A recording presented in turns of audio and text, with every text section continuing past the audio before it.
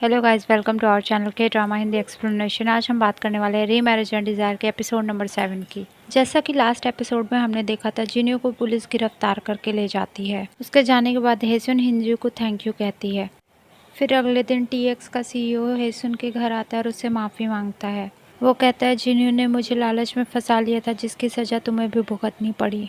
हेसुन उसे माफ़ कर देती है, लाइफ एंजॉय करने के लिए कहती है। इधर हिंजू की मॉम यूसुन से मिलती हैं और पैसे देके कहते हैं कि मुझे अपने बेटे के लिए हेसुन नहीं, वो जिंगमिन चाहिए। इधर जिन्यू जेल से छूटने के बाद हिंजू के पास आती है और हिंजू उसे देख के चौंक जाता है और कहता है तुम इतनी जल्दी कैसे छूट गई, तुम जैसी लड़की को तो जेल में होना चाहिए।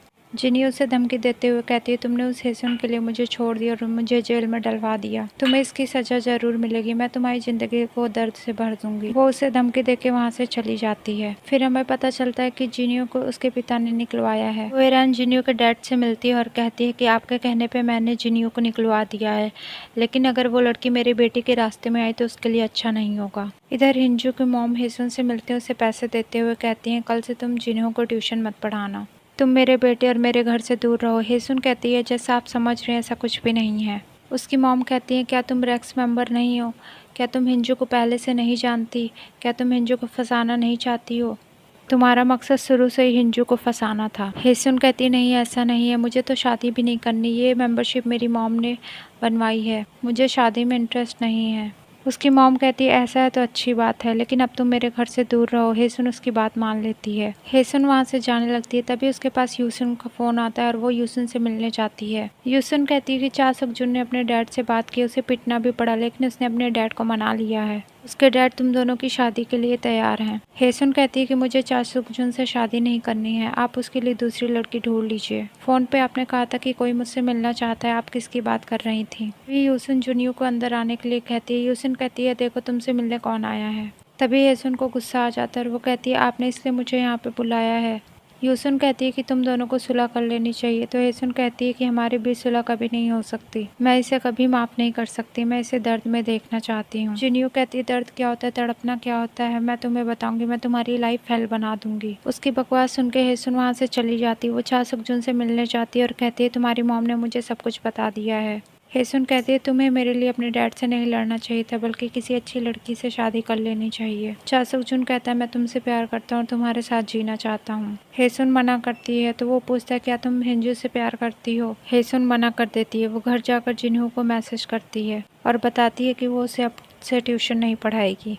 ये बात जिन्हू अपने डैड को बताता है तो हिंजू अपनी मॉम के पास जाता है और कहता है कि हेसुन को आपने हटाया, तो उसकी मॉम कहती है हाँ मैंने हटाया है। उसकी मॉम कहती है कि तुमने उस औरत के लिए अपनी पार्टी को खराब किया, क्या फिर से तुम हमारे घर की बेइज्जती करवाना चाहते हो, क्या तुम्हें प्यार करने के लिए वो औरत ही मिली। हिंजू वहाँ से चला जाता है और हेसुन से मिलता है।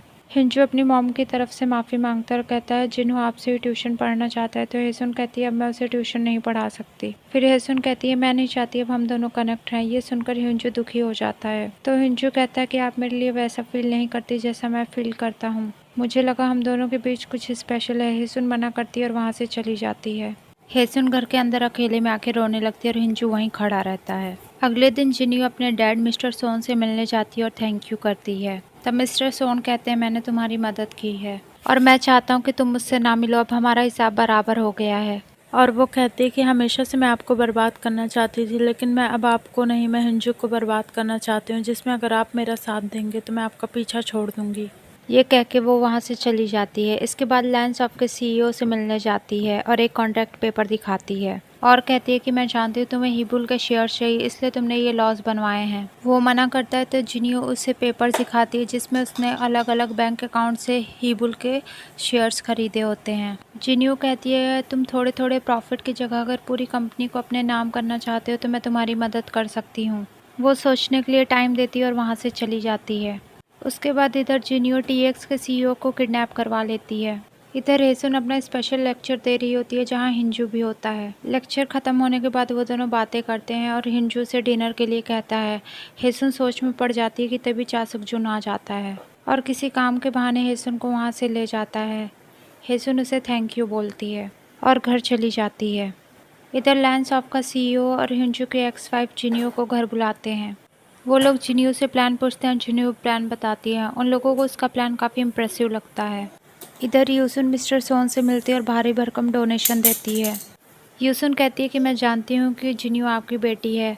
हमारा काम ही ऐसा है कि हम छोटी से छोटी बात को पता कर लेते हैं। यूसुन कहती है कि मैं यहाँ इसलिए आई हूँ ताकि मैं आपसे कुछ पूछ सकूँ। आपकी बेटी और गोएरैन की बेटी एक ही आदमी से शादी करना चाहती हैं। मैं जानना चाहती हूँ कि आप किसके साथ हैं। हिंजू की शादी किससे हो। मिस्टर सोन कहता है कि आप जिन्यू की शादी कराइए, गोएरैन से मैं बात कर लूँगा।